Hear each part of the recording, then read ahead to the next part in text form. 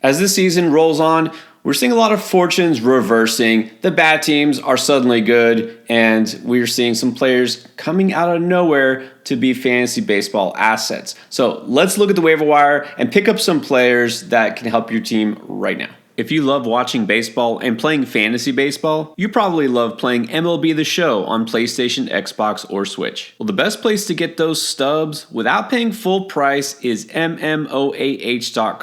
On top of their already discounted price, you get an extra 5% off by using code ENDGAME. You can build your perfect Diamond Dynasty even faster by clicking the link in the description below and using our promo code. So the Minnesota Twins finally didn't win a game, but they're still hitting the ball really well. That is not even arguably the best offense in baseball right now. It's been that way for a couple of weeks, and one of their best hitters has been Max Kepler. And yet, he's still out there available in 2/3 of all Yahoo leagues. I guess people just aren't fully buying into this Twins offense yet, or maybe just, not believing that a guy who's been around the league for several years and put a decent, but maybe not great numbers at times, not coming off a great season last year, just kind of been forgotten. I get it, especially this year.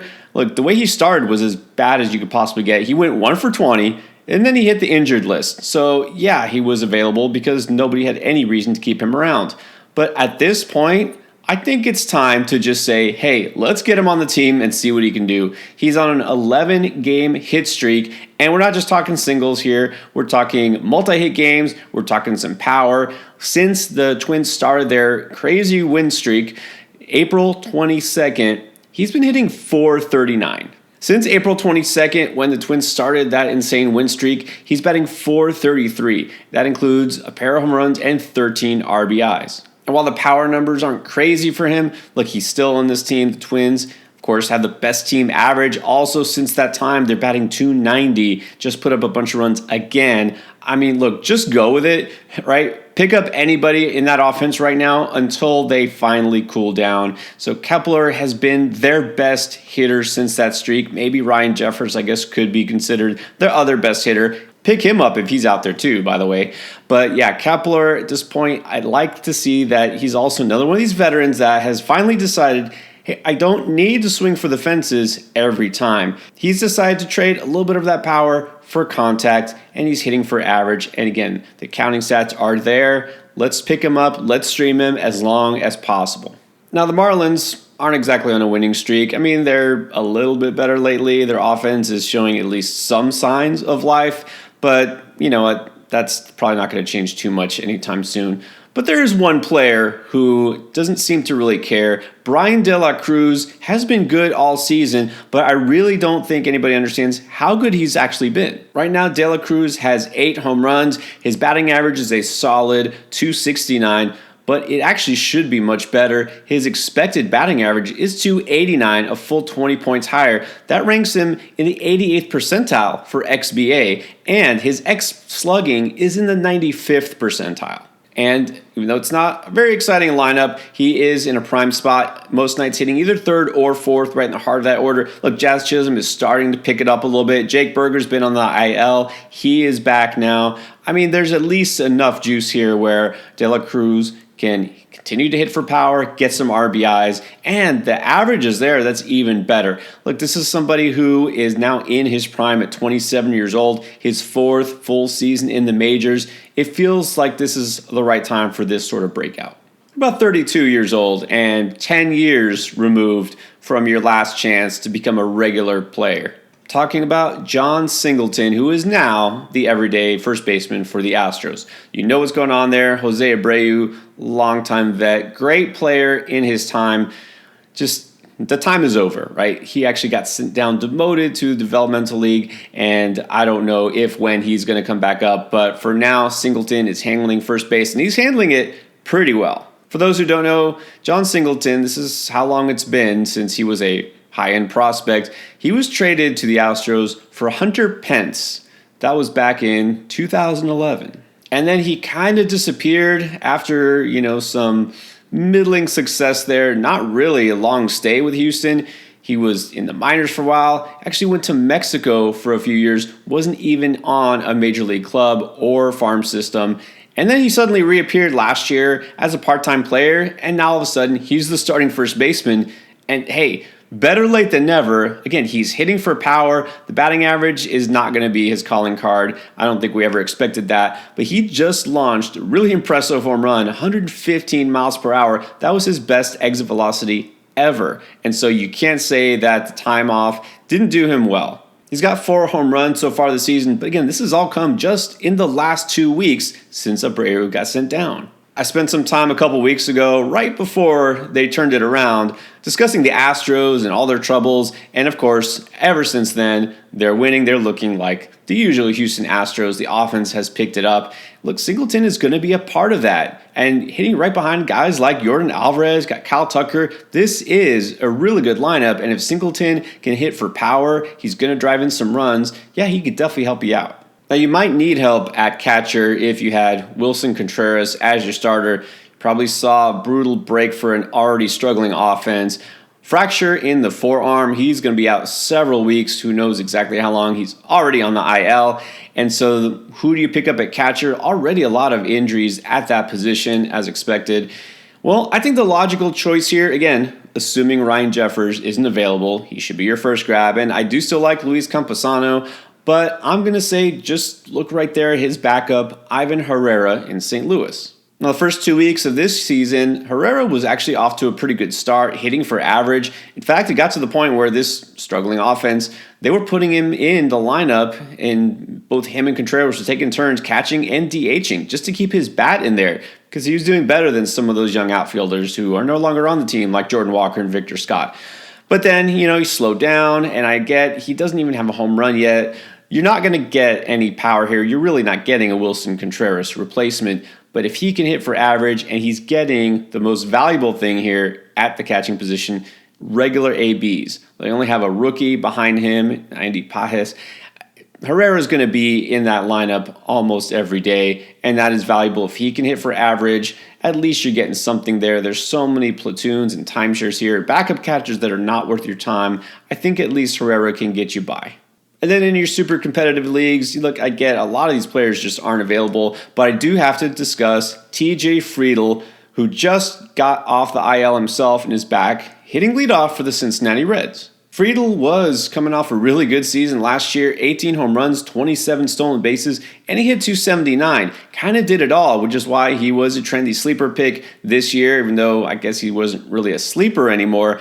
But some people predicted he would be maybe even better this season. He was pretty much universally drafted, but I don't think he was universally held or stashed on IL because he isn't a big name player, not on a great team. It's possible he was dropped, and I know he was dropped in a lot of leagues because he's 50% rostered even right now after coming off of the IL. Now, I can't promise you that it'll put up the same type of power or speed numbers as last year, but why not find out? Now, this Reds offense has been very slow to start the season. A lot of these young players have not developed like we expected, and of course, lots of injuries.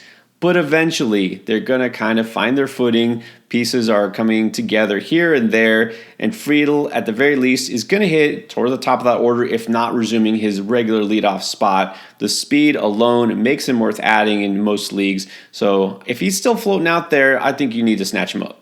Now on to the pitchers, and yeah, I got a couple of Brewers for you. Let's start with a guy who is just about to make his major league debut, Robert Gasser for the Brewers. Maybe not the Milwaukee prospect you thought would get the call to the rotation. They have a guy named Jacob Misiorowski who is a very high-end prospect, and I'm very intrigued to see when he does get the call this year. But actually, I'm not surprised that Gasser came up first. Now, Gasser doesn't have nearly the kind of stuff, especially the kind of heat that Misiorowski does, but I feel like he was more ready for the pros, and obviously the Brewers agree. Already has a lot of experience at the AAA level, and last year was solid, 3.79 ERA, 1.28 WHIP. Decent, not amazing strikeout numbers. I mean, he's not a guy who's going to overpower hitters, but he does have pretty good command of the strike zone. This is why I feel like even though he's more of a back-end rotation type, he could be ready right now to join a team like the Brewers and give them help. He won't be overmatched by major league hitters. Now, on the other hand, if you look at his numbers just this year, maybe it is a little surprising he got called up, considering that in 12 innings at AAA so far 2024, giving up 7 runs and 12 hits. But I guess that doesn't really matter now. Let's see how he does at the pro level. Again, this is a player who I don't think will be scared by the moment. He's not a super young prospect here, almost at 25 years old. And this is not someone who has to rely on his heat. Maybe that's a good thing. He can keep hitters off balance. He primarily uses his cutter-slider combo and that breaking stuff. If it plays, it will play up and he will stay up because the Brewers, again, they're going to need some help. Guy like DL Hall still on the IL and wasn't looking good even before then. Brewers are going to give their young players a shot. We know this. We've seen it with their hitters. We see it with their pitchers. So let's see how he does. And then we know the Marlins need all the help they can get and every front, but especially at pitching with injuries. Well, one guy they've just got back now is Braxton Garrett. He was actually a trendy sleeper as well this season. He's put up solid numbers the past 2 years and maybe could take another step forward, except that he has yet to debut because shoulder issues. And he's just taking the place of Edward Cabrera, who just got on the injured list himself. Let's hope Garrett can stay healthy. He did start 30 games last season, so you know he can do it. Put up pretty solid ratios last year in the rotation, a 3.66 ERA, 1.15 whip, and that follows the heels of a half season, 17 starts worth, where he had a 3.58 ERA and a 1.25 whip. Again, nothing that's, going to scream that this is a breakout about to happen, but if he can give you numbers like that, yeah, I think he's pretty much a welcome addition to most 12-team rosters. Now, another young starter that really should be more widely rostered, but again, you got to look deeper than just the surface stats. Reese Olson of the Tigers has been really good this year. Just one time, right? One time he let up and making it look like his ERA is worse than it should be. Now, here's the problem. If you're in a league where wins count, well, first of all, just talk to the commissioner about that. Let's change that. Okay, but I get it. Wins are still a stat in some places. He's not helping you there because he's 0-4 at the time. If you're in a league that uses quality starts, he's been more helpful. He's got 3 quality starts, and he was 1 out shy of another one. He's been a little consistent in terms of length of outings. Sometimes he'll go 5, sometimes he'll go 7, but he is producing quality starts regardless of how long he goes, because other than that one start, the second start of the season where he got hit hard, he has not given up more than 2 runs in any of his other starts. So I'm telling you, even with one disastrous start under his belt, he's still posting a 2.52 ERA and a 1.12 whip. Now, the other thing is the K rate. We got 21.5%.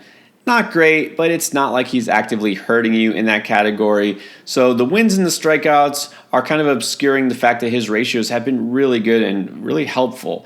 I think it's easier to make up in strikeouts and wins. You can even get those from some relievers at times. You can get that just through sheer volume. It's really hard to maintain a low ERA and a low whip over the course of the season. So I would pick up a guy like Olson if he's out there, and he is. Is it time to anoint some new closers yet at this point in the season?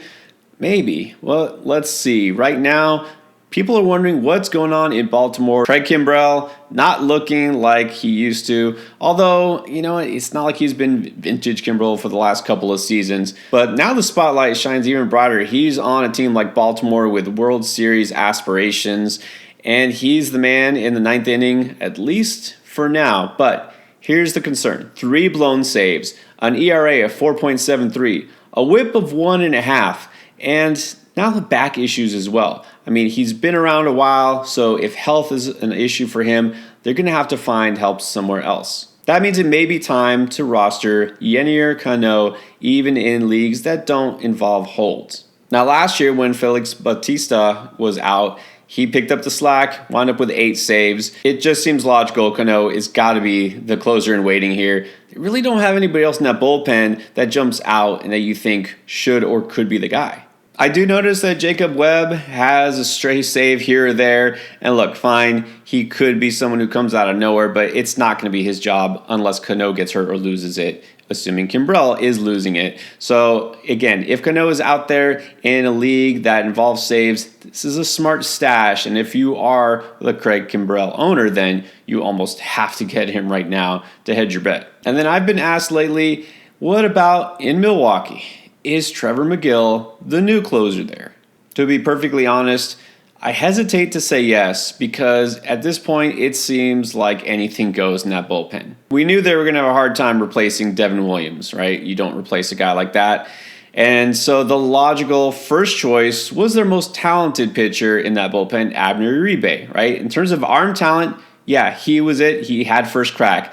Clearly not ready mentally, maturity-wise. He's not there. He's lost that job, and he's probably not going to get it back. Joel Payamps was kind of like the next guy by default, but he's really just a guy, right? He doesn't necessarily have what it takes to be a closer, and that's why he's lost the job. But does that mean that I have faith that all of a sudden McGill is the guy? I mean, he's looked great so far this season. He's got 3 saves, the last 3 in a row for the team. He's only given up 1 run and 2 hits over his first 6 2/3 innings. Realistically, you know how this works. It only takes 1 or 2 really bad outings before he loses the job too. At this point, I think we just have to say it's a committee. Sure, it's his job right now, but for how long? I'm not going to go crazy bidding up for him. You can pick him up if he's out there. Sure, you need saves. Then I'm not going to say don't get him, but don't go crazy here. Keep in mind that for his career in the major leagues, and again, McGill has just kind of been a stray bullpen arm, for a couple of different teams over the course of 4 seasons. He's got a 4.90 ERA, 1.47 whip. That's almost identical to the numbers I just talked about with Craig Kimbrell that everybody's panicked about. And this is what McGill has done basically for his career. Is it all of a sudden going to turn around this year? Maybe. But I can't in good faith say that he's not going to get you saves going forward because he very well might. Look, if there's a position where the later age breakout happens, it is relief pitcher. It's the toughest job mentally in the major leagues. I can't imagine what it's like to have a job where you come in the most high pressure, important late inning situations and you go out there and you pitch for 1 inning and then you wait a couple of days maybe before you even play again on the field. So maybe McGill now at age 30 has figured it out. Maybe he will be the closer going forward. If I really need saves, I'll take a chance. But otherwise, probably we'll just wait and see what happens here. We can't all be in first place after a first month of the season. If your team is struggling, maybe you're not even sure why. Well, I put together a video that might help to explain not only why your team is struggling, but what you can do about it.